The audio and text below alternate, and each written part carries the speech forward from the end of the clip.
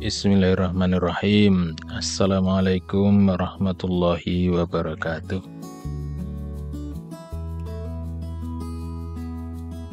Surat yang terakhir turun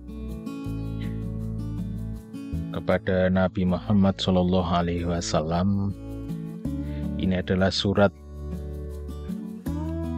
Idza jaa nasrullahi wal fath. Suratnya pendek, hanya terdiri dari 3 ayat. Ini merupakan surat yang termasuk kategori Madaniyah. Ini turun setelah hijrah.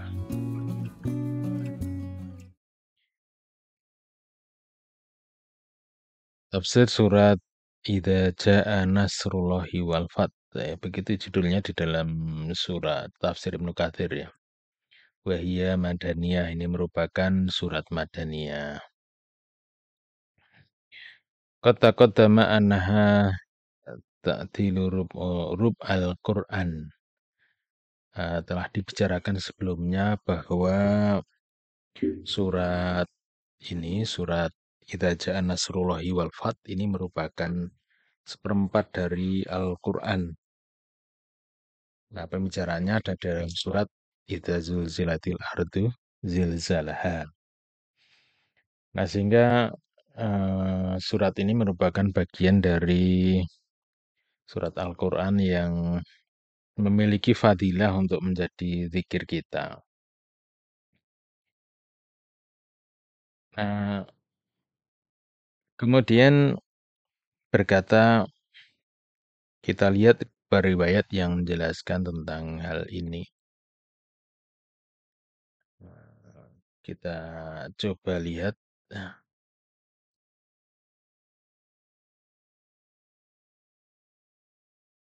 Diriwayatkan oleh Imam An-Nasa'i. Ya, diriwayatkan oleh Imam An-Nasa'i.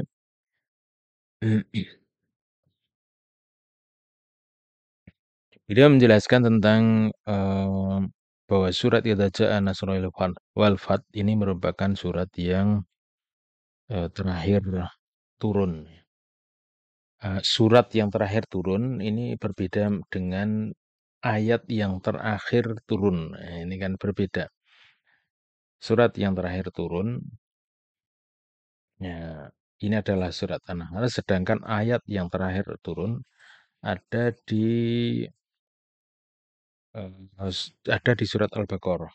Jadi sebelum kita membuka halaman terakhir itu, nah kemudian ada satu ayat di bagian paling bawah, ayat-ayat tentang riba, tentang sedekah. Nah, bagian akhirnya adalah merupakan ayat yang terakhir turun. Itu ayat yang terakhir turun. Nah, sebagian ada yang mengatakan, biasanya kita sering kalau membicarakan tentang ayat yang terakhir turun, yang sering disampaikan adalah al-yauma akmaltu lakum dinakum wa atmamtu alaikum ni'mati wa raditu lakumul islama dina. Sepertinya seakan-akan pas ya, karena ini ayat ini kan, walaupun ini penggalan ayat ya, menjelaskan tentang bahwa Islam ini sudah sempurna, sehingga berarti ini merupakan akhir dari ayat ya. Tapi sebenarnya bukan. Jadi ayat yang terakhir turun dengan surat yang terakhir turun itu berbeda. Nah, surat yang terakhir turun adalah surat An-Nasr ini.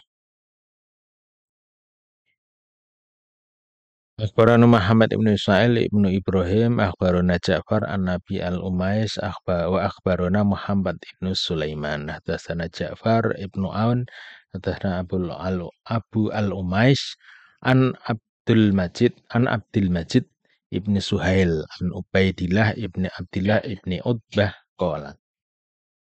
Nah, beliau berkata, qala li Ibnu Abbas, berkata kepadaku Ibnu Abbas, ya Ibna Utbah, ya Ibna Utbah. ta'lamu akhira suratim minal Qur'an nazalat. Nah, Ibnu Abbas ini bertanya kepada Ibnu Utbah,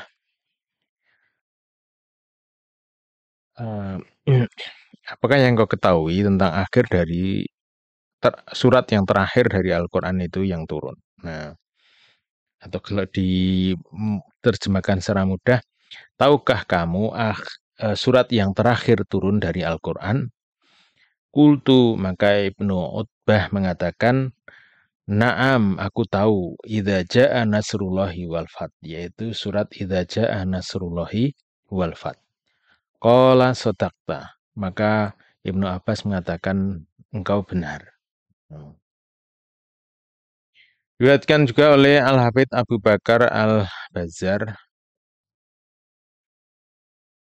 wal Baihaqi dan Imam Baihaqi min hadisi Musa bin Ubaidah az Ar-Rabidi, ya. An Sodaqah Ibnu Yasar dari Ibnu Umar, an Ibni Umar. Qala ang unzilat hadhihi surah, turun surat ini idza ja'a nasrullahi wal fath ala Rasulillah sallallahu alaihi wasallam awsata ayyamit tasyrik. Jadi pada tengah-tengah hari-hari tasyrik. Nah, fa'arafa annahu al-wada, yang dikenal dengan al-wada, haji wada. Wa amara birahilatihi al-qaswa.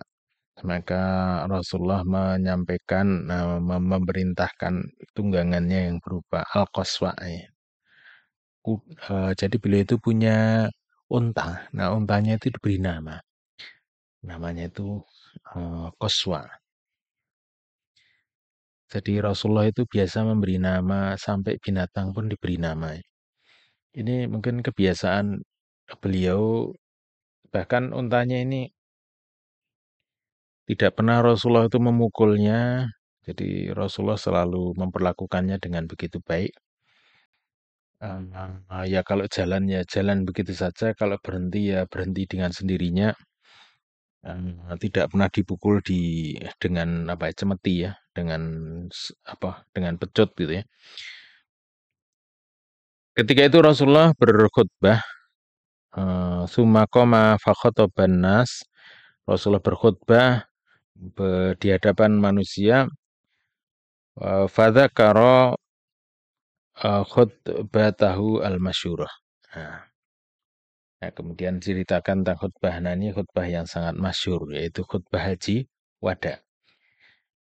Nah, pada saat itulah ketika di hari tasyrik itu Rasulullah menyampaikan khutbah, dan khutbahnya sangat terkenal, menyampaikan di dalamnya itu adalah, jadi setelah turun idza ja'a nasrullahi wal fath, kemudian Rasul menyampaikan kepada para sahabat.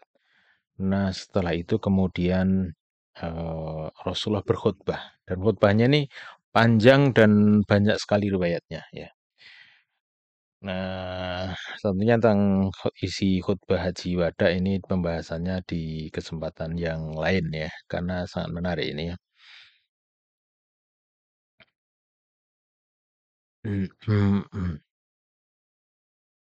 Nah, ketika turun idza jaa nasrullahi wal fath ini, maka Rasulullah memanggil Fatimah. Memanggil Fatimah, kemudian Rasulullah menyampaikan bahwasanya ini sudah diberitakan kepadaku berita tentang kematianku. Masya Allah ya. Nah, ini hadis riwayatkan siapa ini ya? Ya. Jadi telah diberitahukan berita tentang kematianku. Qala Al-Hafidz Al-Baihaqi. Al-Hafidz itu artinya gelaran seorang ahli hadis, yang artinya adalah dia hafalannya itu berapa ya? 300.000 hadis Pak ya. Nah, itu. Apa 100.000 ya, 100.000 hadis ya. Itu disebut dengan Al-Hafidz.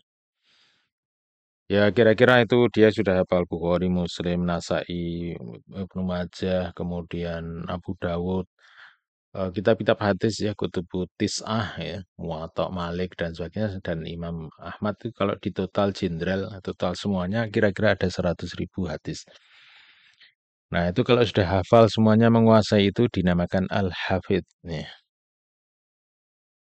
Ya, ya lumayan ya, berat juga ya. Jadi al-hafidh. Ya. Tapi ada yang menyampaikan bukan 100.000 tapi 300.000. 100.000 itu udah nggak terbayang lah, apalagi 100.000. Nah, Imam Al-Baqi ini mempunyai sebutan Al-Hafidh. Nah, demikian juga imam yang lain banyak ya. Misalnya Imam Nawawi ya, Al-Hafidh, Ibnu Hajar Al-Asqalani disebut Al-Hafidh. Jadi nggak sembarangan sebutan Al-Hafidh ini ya. Dan hafal itu artinya kan juga sudah disanatkan ya. Bukan hafal misalnya saya ngapal-ngapalin sendiri terus kemudian jadi Al-Hafidh nggak bisa ya. Jadi sudah distorkan dan hafalannya sudah betul gitu. Jadi hadis ini diriwayatkan oleh Imam Al-Baihaqi. Cerita tentang Fatimah tadi ya, saya teruskan lagi ya. Tadi waktu itu ketika turun ayat idza jaa nasrullahi wal fath, maka Rasulullah memanggil Fatimah kemudian mengatakan sudah disampaikan kepadaku berita tentang kematianku. Fabakat. Nah, maka Fatimah itu menangis, summa dhahikat. Kemudian dia itu tertawa. Jadi menangis tapi kemudian tertawa. Summa dhahikat. Maka eh, dia berkata, jadi berkata, ini sudah dia menceritakan kepada Ibnu Abbas ya, kepada Ibnu Abbas. Aku beritahu bahwasannya telah datang berita kematianku ini kepada Rasulullah, maka kemudian aku menangis. Tapi kemudian Rasulullah itu berkata, Isbiri fa innaka awal ahli lihakon bi. Nah, bersabarlah. Maka sungguhnya engkaulah nanti ya, keluargaku yang akan menemuiku pertama kali. Maka aku kemudian tertawa.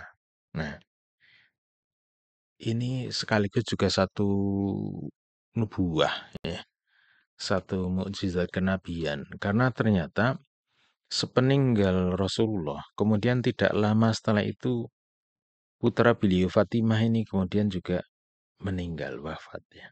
Jadi betul-betul tepat sekali ya ketika itu yang kemudian menyusul kepergian Rasulullah itu juga Fatimah itu ya. Nah, itulah beberapa riwayat menjelaskan kepada kita tentang surat An-Nasr ya. Surat An-Nasr yang terdiri dari 3 ayat. Bismillahirrahmanirrahim. Idza jaa nasrullahi wal fath. Apabila telah datang kemenangan Nasrullah, pertolongan Allah dan kemenangan, wa ra'aita dan engkau Muhammad melihat an-nasa semua manusia ya. An-nas artinya banyak manusia, jamak dari insan ya. An-nas yadkhuluna mereka memasuki fi dinillahi ke dalam agama Allah afwaja dengan berombong-rombongan. Fasabbih maka bertasbihlah bihamdi rabbika dengan memuji Tuhanmu wastaghfir dan beristighfarlah. Innahu kana tawwaba sungguhnya Allah, dia Allah Maha penerima taubat. Nah, begitu.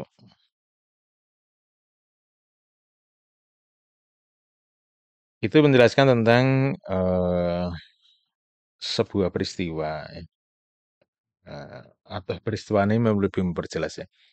Jadi karena setelah Fatuh Makkah ini kemudian kemenangan itu telah datang, orang masuk Islam itu datang berombong-rombongan. Jadi ketika Rasulullah memenangkan Fatuh Makkah ini, kemudian orang masuk Islam itu berbondong-bondong, bukan lagi didatangi satu demi satu atau didatangi satu kaum, kemudian diminta untuk masuk Islam. Tapi justru ketika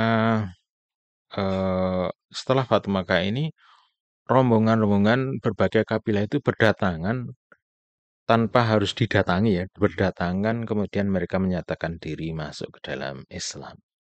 Jadi sudah terjadi perubahan perubahan